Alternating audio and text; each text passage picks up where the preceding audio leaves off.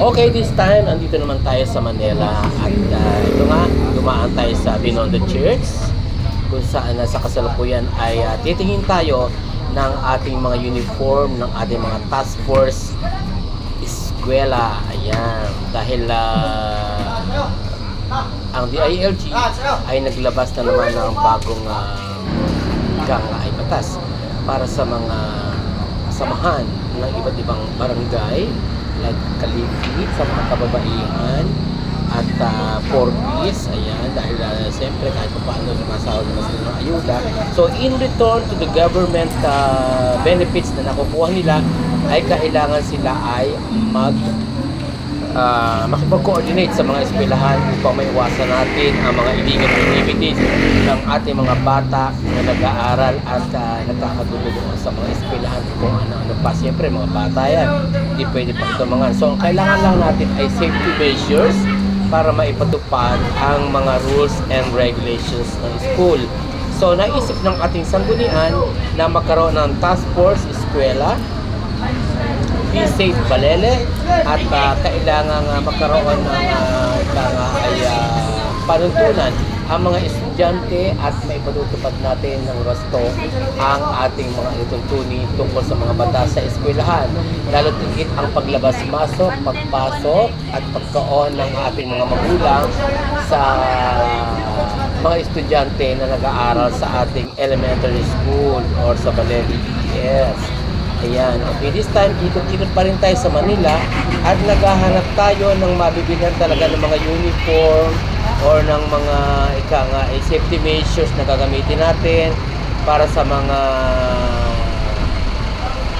volunteers na mag-volunteer at magbibigay tugon sa ating mga pangangailangan dito sa ating sangguniang barangay. At inikot-ikot pa nga tayo dyan sa Manila at napansin natin na medyo may karinisan na nga ang Manila ngayon sa pamumuno ng ating bagong alkalde at alam niyo yan, si Mayor Po is ayan, sa Gedli, alam na yan. So napakaganda at nadaan din natin ang Luneta Park na talaga namang medyo kulimlim ang panahon at medyo ulan-ulan pa na konti at kahit pa paano ay natagpuan din natin ang ating hinahanap na pwesto at yan na nga ay sa makapasok pa lang ng Binondo sa area yan. Ayan, kung saan nakikita natin ang mga safety measures na gagamitin natin sa ating task force eskwela. Ayan, at ipagagamit natin sa mga volunteers na magsisilbi sa ating mga eskwelahan at lalo higit na lahat ay para sa kapakanan at safety measures ng ating mga kids, students, lalo higit ay sa Balele Elementary School. At sinusukat na nga ng ating mga kasanggunian ang pwede nating isuot or kung magkakasya or medium or large or small ang kailangan nating mag-impit at hindi naman masyado mainit at wearable and breathable ang mga kailangang magamit natin para sa ating mga safety measures na gagawin.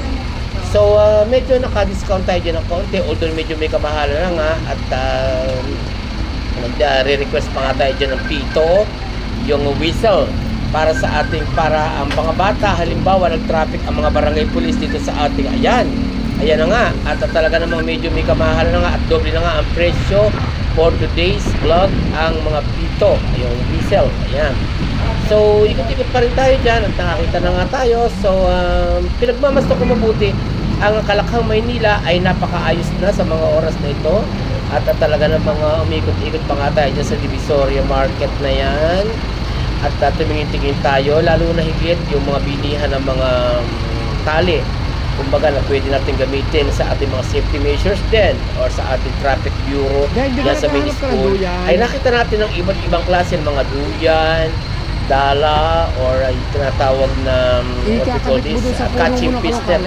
Ayan, at iba't ibang klase. Although nagdoble na talaga ang presyo ay naipasyal at ang ating mga mata naman ay naaliw naman sa pagmamasid-masid ng ating mga mamimili diyan sa Divisoria na talagang sakto sa mga pangangailangan ng ating pang-araw-araw na buhay, lalo na yung mga uniforms na yan na kailangan mabili natin para sa ating mga pa na hindi na nga tayo nakabili. Ang binili lang natin ay yung best na may signal, okay? At mapapakilala na tayo ay nasa Traffic Bureau at nasa Task Force Espela. And thank you much for watching. At sa nagustuhan nyo ang ating vlog for today video.